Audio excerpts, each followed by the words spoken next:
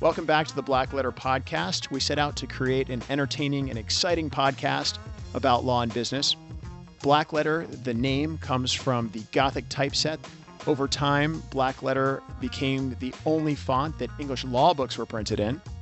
It made it harder for kind of the common person to understand what the English law books said. Black Letter came to represent something that was law, that was set in stone, that was sort of old and a well-settled fundamental principle of law. We're here to demystify black letter law. We're here to demystify things that happen in business and law and where those two meet. And I hope you have fun listening. Welcome back to the Black Letter Podcast. With me, I have Steve Fretzin from Be That Lawyer. Last time, Steve and I challenged Steve on a number of things about lawyers and how lawyers work.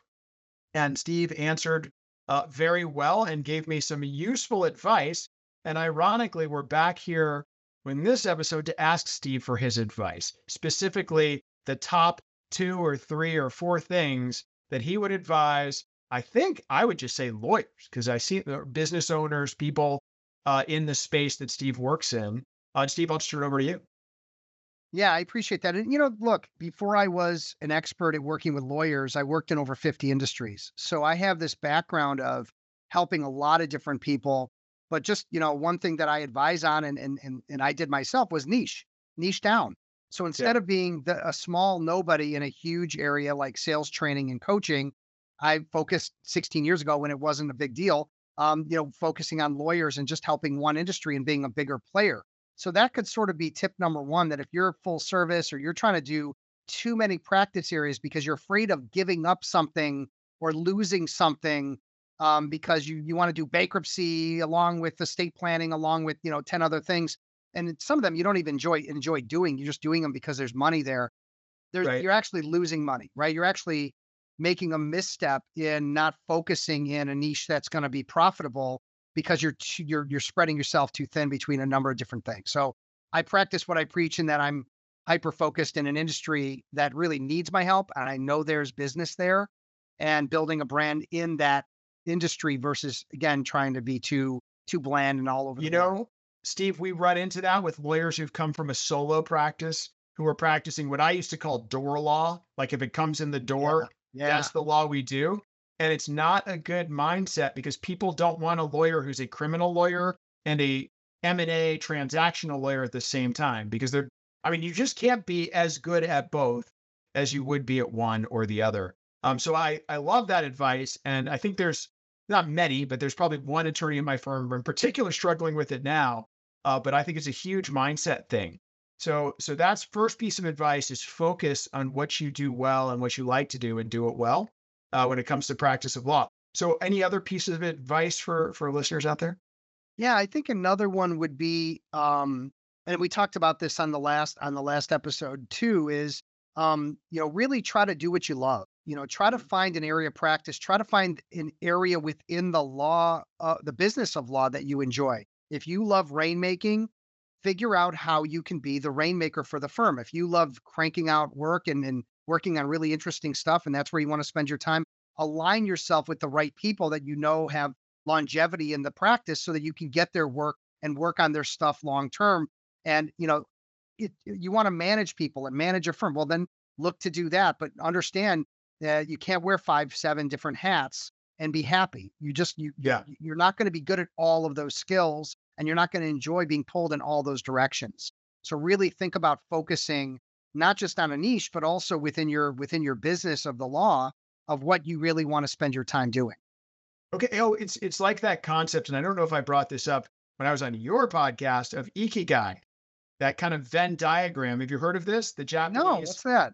So Ikigai is a Japanese concept that I guess the Japanese population on Okinawa live this way. They all live to 120. They're in a blue zone. But part of it is, it's what can you get paid for? What do you enjoy doing? What do people value you for? And there's like this Venn diagram. Just type in IKIGAI and you'll find the book. There's a book by a guy named, I think it's Roberto Garcia, wrote a book about it that I enjoyed. But it's a really good life philosophy. So these people on this island wake up every morning and they maybe do their gardening or they dance and then they do some work. They have this whole system where everything they do is something they enjoy and get some value out of at some point.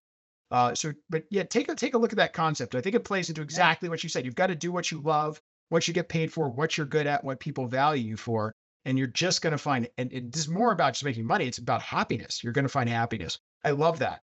So I'm don't mean to muddle your advice. Is your point is focus on a practice area, focus on a thing you like to do at the firm. Yeah. So Yeah. anything else you've got for us for the good of the people? I mean, if you really want to build a law practice of your dreams or a business of your dreams, you can't avoid the marketing and the business development. Yeah, Yeah, if you it's end true. up knowing enough to do it so that you can then hire your way out of it, that's Yeah, okay.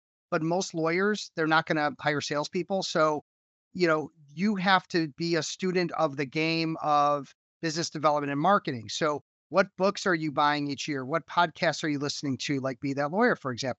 Are you uh-huh. going on right? Are you going on YouTube and looking at videos on effective networking, effective Right. LinkedIn, whatever it might be? And just become a student of the game of the business side of law. And what you'll find is that most lawyers who bring in their own clients and have their own business that are relying on other lawyers generally have more flexibility, more control in their career. So I would just put that out there. And obviously, if you're an entrepreneur, same thing.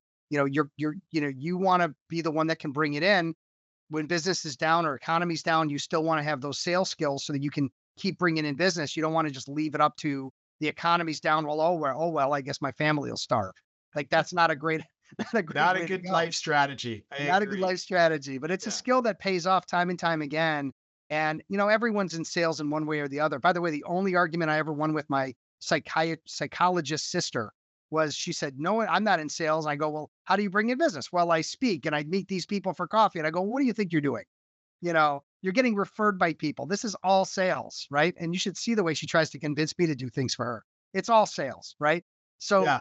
again, be a student of that game and you'll just generally you'll be a happier person, I think. Awesome. Thank you so much, Steve. Thank you for joining the podcast. And thank you, listeners, for joining the third and final podcast with Steve Fretzin from Be That Lawyer. Check out his podcast as well. In fact, check out me on Steve's podcast, which I don't Yeah. know if it's aired yet, but it'll No, be it's out coming out soon. coming out soon. So stay tuned. And thanks for joining us this episode of the Black Letter Podcast. Download us wherever you get your podcasts. And don't forget the Monday Morning Minutes. Have a great week. That's all for today's episode of Black Letter. Thanks again for listening. Join us next time when we talk about more Black Letter issues in creative ways. Make sure you subscribe to the podcast so you never miss an episode, and check out our website at blackletterstudios.com.